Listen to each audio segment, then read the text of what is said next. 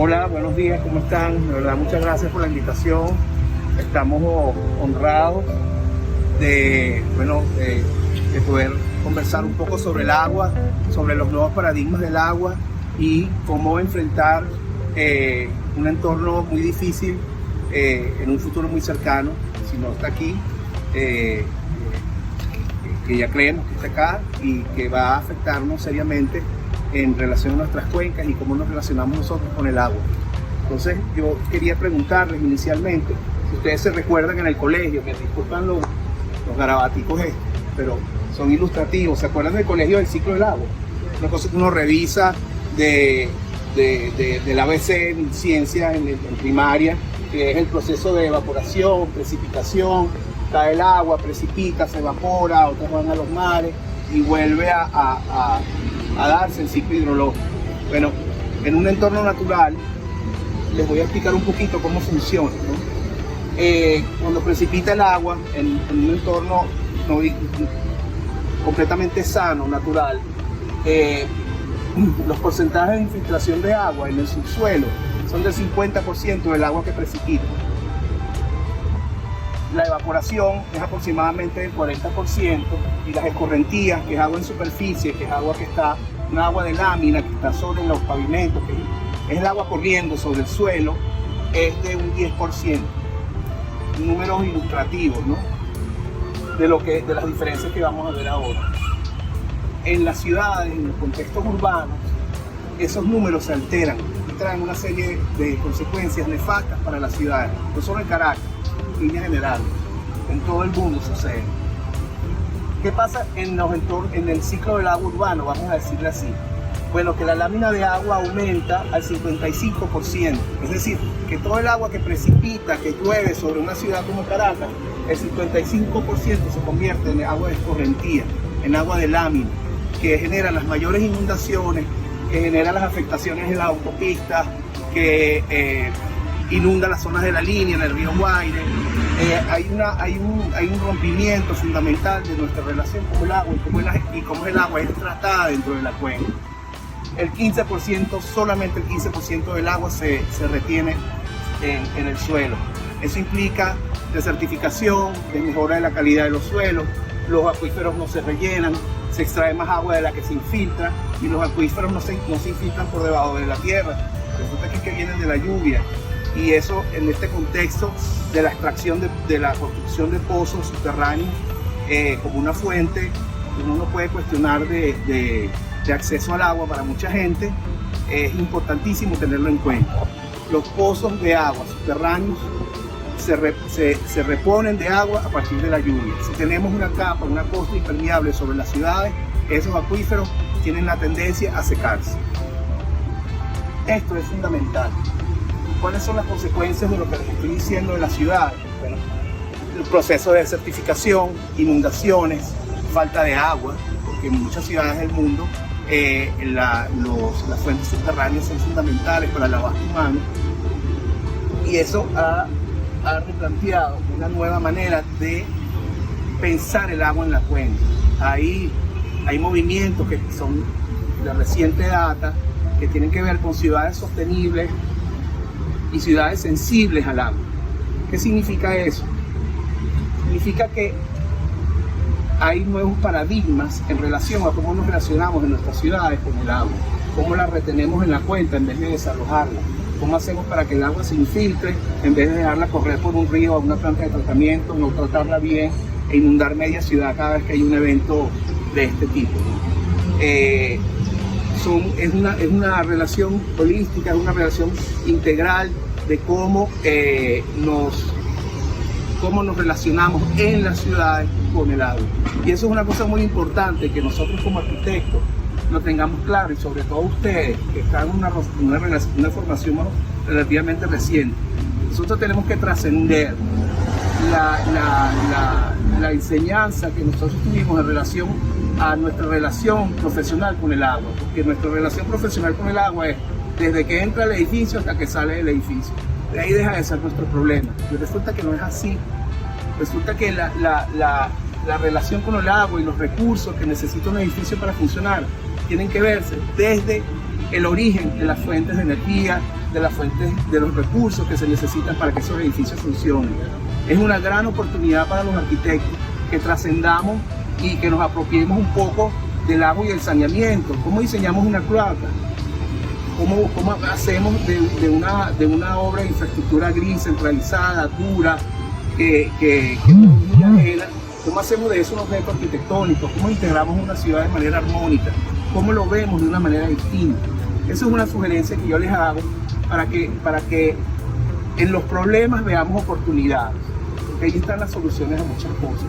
Y de eso se tratan estos nuevos paradigmas de ciudades sensibles al agua, que es un movimiento australiano que surgió hace unos 20 años aproximadamente, un poco menos, o como el concepto de las ciudades esponjas en China, que ellos tienen inmensos problemas en las inundaciones, tienen problemas gigantescos con las correntías. Y a partir de todos esos nuevos paradigmas han surgido nuevos modelos de hacer ciudad, nuevas formas de hacer ciudad. Hay parques inundables, hay un repensamiento de las áreas urbanizadas y de los parques naturales, no solamente para el esparcimiento, sino que se convierten en unos elementos de esponja, que infiltren agua, que disminuyan las inundaciones.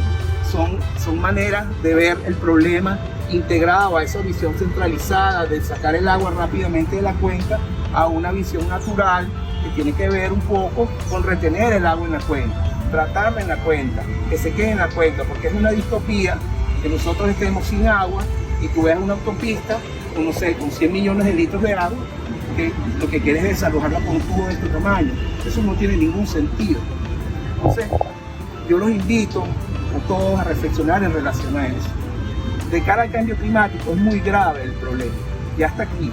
Nosotros no tenemos que hablar del cambio climático, tenemos que hablar de medidas de mitigación del cambio climático. En Venezuela, si bien Venezuela es uno de los 10 países con más reservas de agua por habitante en el planeta, toda esa agua está al sur del país, está al sur del Orinoco. El 80% de la población venezolana está en la franja norte costera del país. En los eventos cercanos, que seguramente vamos a ver muchos, el glaciar del Pico Bolívar desaparece. Hay procesos de desertificación importantes en los estados Zulia y Falcón. Toda la franja norte costera del país va hacia un proceso de desabanización y de disminución de las cuencas. En esa franja norte costera del país, donde está el 80% de la población, solo ocurre el 17 o 15% de las cuencas de agua. Entonces, eso es un problema al que nos estamos enfrentando, que tenemos que afrontar rápidamente, que tenemos que ver cómo lo atendemos, que es muy, muy grave. ¿Qué hacemos nosotros desde Lata de Agua? Nosotros desde Lata de Agua proponemos como una medida de mitigación del cambio climático la captación de agua de lluvia para uso humano, para riego, para consumo personal. Nosotros estamos invitando desde Lata de Agua a cambiar nuestra relación con el agua de lluvia y la planteamos como una fuente de suministro alternativa, complementaria de agua a partir del tratamiento, la captación y almacenamiento de agua de lluvia, donde sea técnicamente factible, donde se pueda hacer, porque es una ecotecnia muy sencilla y que tiene unos efectos fundamentales sobre las personas que tienen poco acceso al agua. Les explico brevemente de qué se trata esto que estamos hablando nosotros, aprovechando que está el pabellón ecológico, que es una muestra, es una síntesis fantástica de lo que es un sistema de captación de agua de lluvia.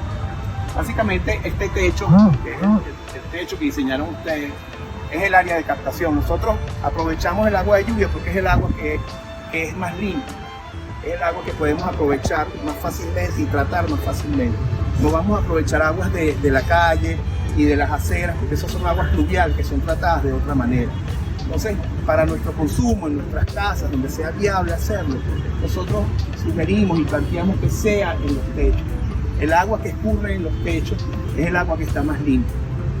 Luego de que el agua cae sobre los techos, digamos en una ciudad como Caracas, donde llueven donde precipitan 1000 litros de agua por metro cuadrado, es un chavo. Esto es un techo, sacando la cuenta, hago yo como de 16 metros cuadrados, 4 por cuadrado. En un techo como este, pudiéramos tener al año, teóricamente, 16.000 litros de agua. Eso es decir, una cisterna. que se dice fácil, una cisterna, pero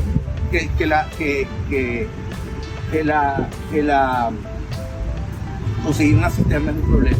Todo lo que implica esa logística. Se dice muy fácil, 16 litros de agua, una cisterna y medio, es mucha agua. Entonces, hay que verlo desde ese punto de vista. Hay superficies de captaciones promedio en el país que están sobre los 100 o 150 metros cuadrados que te permitirían obtener bastante agua para un porcentaje importante de tus requerimientos durante al menos 6 meses al año. Volviendo al sistema, luego que el agua precipita sobre el techo, pasa por los canales de conducción. ¿Qué son los canales de conducción? Son tecnologías muy sencillas de obtener. Son tubos de PVC sanitario de 2, 3 y 4 pulgadas, son canales de fibra de vidrio, canales de lámina de chapa galvanizada, que simplemente conducen el agua. Están en todas partes, son de uso muy común y son tecnologías muy accesibles, que casi que las consigues en cualquier ferretería. No es una cosa compleja que tenga que ser exclusivamente para captar agua de lluvia. Luego que esta canalización se da, hay unos elementos de filtración iniciales que no vamos a mencionar, pero que sí son importantes, que empiezan a tratar el agua según los usos que nosotros requiramos. Luego de que pasa por ese sistema de sedimentación y de filtración inicial, el agua se almacena en el tanque. Por ejemplo, este tanque azul que pusieron aquí es una excelente síntesis de nuevo de lo que es un almacenamiento. ¿Qué elementos de almacenamiento necesitamos para captar agua de lluvia? Los mismos que tenemos en nuestras casas. El tanque de agua subterráneo, en caso que la tengamos. Tanques plásticos que se consiguen de nuevo en todas las ferreterías, casi todas las ferreterías del país. En tanques de geomembrana, en tanques australianos. O sea, no se necesita una instalación especial o completamente diferente a lo que ya hay, a lo que ya está planteado. Entonces, y eso es importante mencionarlo con los tanques, porque esto de los sistemas de captación de agua de lluvia es de los elementos más costosos, ¿no? Si no tienes almacenamiento, pues los costos se pudieran incrementar. Luego de que nosotros tenemos el agua almacenada, según los usos que nosotros le vayamos a dar a esa agua, nosotros la tratamos. Todas las fuentes de agua, esta salvedad, deben ser tratadas. En Venezuela, todas las fuentes de agua están contaminadas.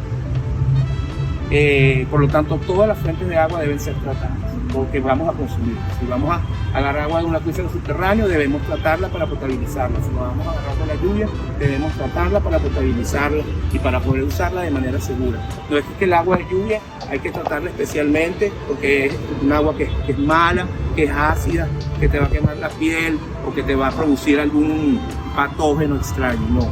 Si el agua es tratada de manera correcta, pues la puedes usar de manera segura. No hay ningún problema usar el agua. ¿Cómo se filtra el agua? El agua se filtra con métodos muy sencillos, que son casi que los filtros caseros que tenemos en nuestras casas, que es los Tripac, que son filtros que retienen sedimentos de diferentes tamaños, de diferentes micrajes, según la calidad del agua que requiramos. Usamos también carbón activado. El carbón activado lo que hace es eliminar el mal sabor y el olor del agua. Usamos sistemas de cloración para desinfectar el agua. Es importante los sistemas de cloración. Además de esos sistemas de desinfección, hay otros de ozono que son muy comunes en nuestras casas, que ese es el aparatito que nosotros apretamos y sale el agua en el cartuchito ese blanco. No hay un requerimiento fundamental, especial, para tratar el agua distinto a los que nosotros ya conocemos. ¿Qué pudiese pasar? Bueno, que la lluvia es un poco ácida, sí, es cierto. ¿Y qué pasa con eso? Pues básicamente nada, porque es un problema de pH.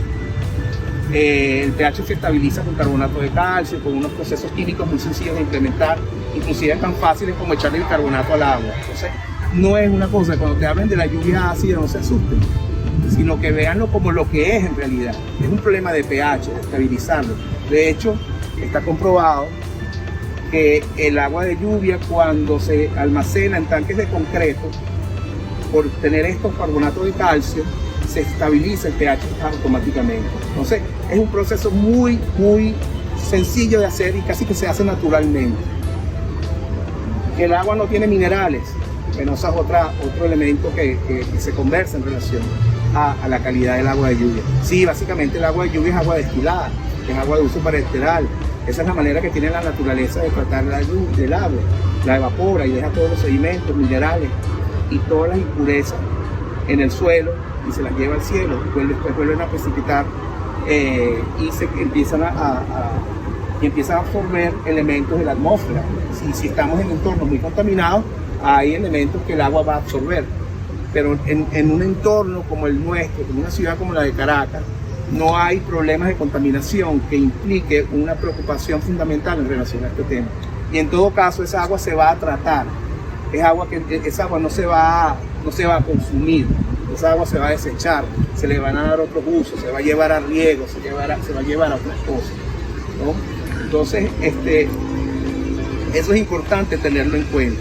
¿Qué pasa cuando nosotros luego que captamos nuestra agua y estamos felices porque captamos agua de lluvia y ese excedente, ¿a dónde lo vamos a llevar? Porque nosotros lamentablemente no vamos a poder almacenar todo el agua, todo el potencial de captación que tengamos. ¿A dónde vamos a llevar esa agua? Bueno, nuestra recomendación es que se infiltre de nuevo en el suelo. Hay maneras muy sencillas de hacerlo, simplemente abriendo algunos huecos. Lo voy a hacer para no hacerlo largo, nada más para abrir una trinchera de 1 metro por 1 metro, llenarla un poco con algún tipo de material absorbente que retenga humedad. Ya eso hace que mejoren los niveles de infiltración en el suelo de manera importantísima. Y en la medida en que tú retengas el agua en tu cuenca, tú vas a tener una mayor cantidad de agua disponible para ti, una relación más armónica con los recursos que tú consumes, y la ciudad, tu entorno va a estar mucho mejor, muchísimo mejor, porque el agua no se puede dar por dada. Nosotros damos el agua por sentado, que le tiene que llegar a la tubería y le tiene que salir. Y no es así. Es el recurso fundamental y es el desafío más importante que nosotros tenemos ahorita como sociedad universal a atender. Para el año 2050, la mitad de la población no va a tener acceso al agua en el mundo, quiero decir, la mitad de la población del mundo no va a tener acceso al agua corriente. Es un problema gravísimo. Contextualicen las migraciones por falta de agua, los problemas en las costas. El cambio climático es un problema de agua en esencia, así lo vemos nosotros, así lo veo yo. ¿Es agua por exceso o es agua por defecto? Y sin agua no hay manera de vivir, no podemos, es imposible. Entonces, nosotros en este contexto actual que tenemos en Venezuela, creemos que es fundamental poder impulsar esta ecotecnia. Y ustedes como estudiantes repiensen cómo es nuestra relación con el agua, porque eso no lo vimos nosotros. Marisabel lo puede decir, eso es una relación, por lo menos para mí, descubierta hace relativamente poco, y es de verdad es que es esclarecedora y es una oportunidad de hacer arquitectura fantástica. Entonces, yo los invito a que abracen esa manera de ver las cosas en un entorno más holístico, más integral y más completo. Mi colega Ana pues va a explicar ahora un poco de qué se trata esto en la vida real. ¿Cuáles son los potenciales de captación de una urbanización como La Floresta? ¿Qué hacer con el agua? ¿Cómo son los números? Para que ustedes tengan una idea del orden de magnitud del agua que precipita en una ciudad como esta, y que es impensable que haya escasez de agua. Es impensable, eso no tiene sentido. Entonces, y además que es agua que sobra, pero es agua que hay que retener acá. O sea, Ana les va a explicar a ustedes un poco de qué se trata, el trabajo que ella hizo, fantástico, sobre la urbanización La Floresta, que ha sido el caso de estudio, y cuál es su potencial de captación y cómo lo podemos hacer mejor. Espero que les haya sido aclaratoria, interesante la charla. Muchísimas gracias y gracias por escuchar. Mi nombre es Ana Babi, soy coordinadora de proyectos de Lata de Agua, y bueno, hicimos un pequeño ejercicio a sabiendas de que ustedes están trabajando con la floresta, en el caso de la siembra de árboles con la floresta, y que es como el tema central del evento en el que estamos, ¿no? Entonces, bueno, enfocando espacios verdes y azules. Bueno, imaginemos esta urbanización. La tenemos cerquita, son 39 hectáreas de terreno. Ella tiene 39 hectáreas de terreno, y en las 286 casas que tiene unifamiliares tiene 97.963 metros cuadrados de superficie techada. 97.963 metros cuadrados de techo. De techos. ¿Ok? En esas 286 viviendas levantadas.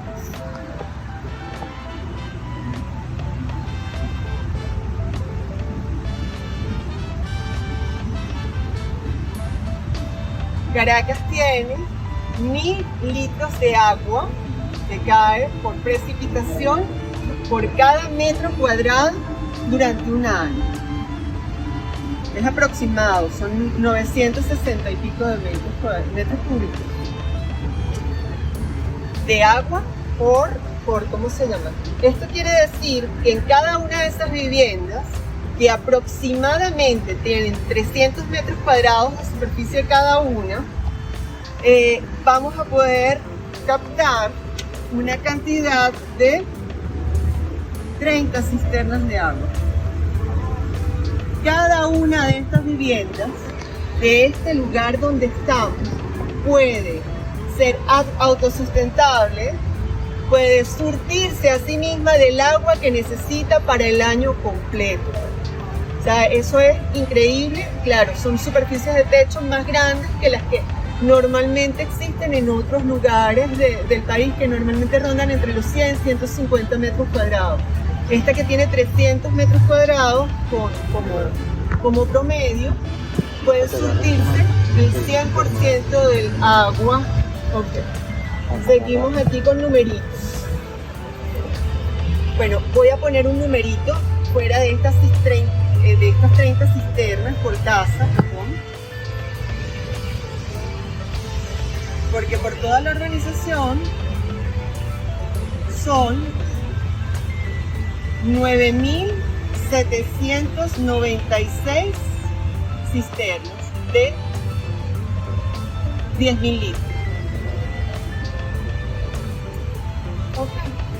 Ok. En pavimento y en espacio asfaltado, pavimentado de la urbanización, hay 53.941 metros cuadrados. Voy a ponerlo aquí, pues. 53.941 metros cuadrados de pavimento. Ajá. Que si lo sustituimos, por ejemplo, por adoquines o por algún material que permita que permee el agua hacia adentro, pudiésemos absorber muchísima cantidad de agua, ¿no? Si pudiésemos incorporar, por ejemplo, islas y alcorques que estuviesen abiertos directamente al agua de lluvia, el agua de lluvia puede entrar ahí, puede entrar directamente al subsuelo. Si abrimos, por ejemplo, en el Parque Aruflo, cosas tan sencillas como en las calles que vienen en perpendicular, abrimos ese pequeño brocal y justo frente al brocal se hace algún tipo de hueco que permite que el agua entre hacia allá y pueda mantenerse durante más tiempo para poder infiltrar el subsuelo a través de él. Instalamos algunos citrenos en algunas partes donde sepamos que el agua no es tan fácil de percolar por la cantidad. O sea, son cosas muy pequeñas y sencillas que harían que nuestra urbanización verde fuese muchísimo más fértil, que este suelo, que es un suelo pastizo, seco, ¿no? Normalmente, creo que suelo de relleno, en este caso una urbanización estuviese mucho más viva, ¿no? Pudiese mantenerse más verde durante más tiempo del año, ¿no? O sea, todas estas cosas. Ok. Ajá. Haríamos también, dentro de toda la propuesta, que 150 millones de metros cúbicos de agua limpia no salgan sin uso de Caracas, no lleguen directamente al Guaire o a los drenajes. O sea, es una cantidad increíble. No estoy segura, de pronto es muy loco lo que me podría atrever a decir, pero de pronto la autopista justo Esto aquí al frente no se inundaría de esa manera sin los 150 millones de litros que dejarían de tener en ese espacio. Esto nos tiene que ayudar un ingeniero que saque cuenticas más. Bueno, restituir en el espacio urbano el ciclo natural del agua, permitiendo que el 50% del agua que cae precipitada en este suelo se pueda infiltrar. Esa es como y podamos seguir teniendo y conservando este verde, conservando este lugar, haciéndolo cada vez más fértil, más útil. Voy a leer el final. Con el agua de lluvia podemos cubrir el 85% de los requerimientos hídricos generales de cada uno de nosotros. El agua de lluvia es limpia, es agua de excelente calidad y es muy fácil de tratar. Con la captación de agua de lluvia podríamos gestionar y autoabastecernos de manera sustentable y poder construir así en cada uno la independencia hídrica.